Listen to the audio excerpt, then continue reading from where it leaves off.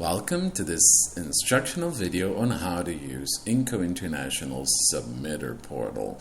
The first step using our Submitter Portal is accessing the link you will have received via email. You know you have the correct link if it has a question mark halfway through after the word translate. When you access that link, it's going to open a page much like this one. The first information you need to add is the source language, what your document is written on, and the target language or languages that you need it translated into. On this drop-down menu, you may add the services, which are going to be the departments or schools or any relevant information that we need to know regarding who is requesting this translation. You can load your files, and you're going to get an automated word count, and it loads up very quickly. And you can also add your reference files here. Those are files that you would like us to take a look at, but not translate. Those will not be added to the word count, but our linguists will take them into account when they are translated. You can also paste any text you would like to get translated here.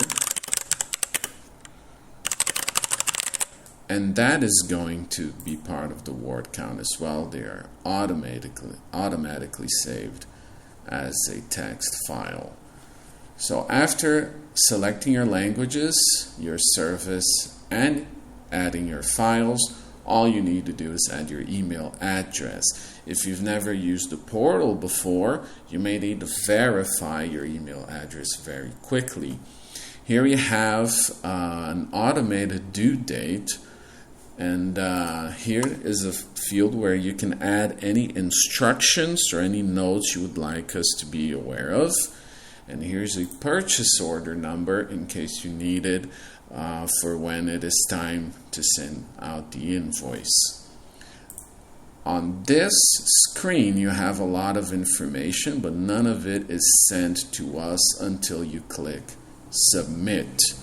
Before you click Submit, this is all on your end, but once you click Submit, we get all the information with the word count, with the estimated cost, with the approximate due date, and we're going to start working on it. And if our team has any questions, we'll make sure to reach out.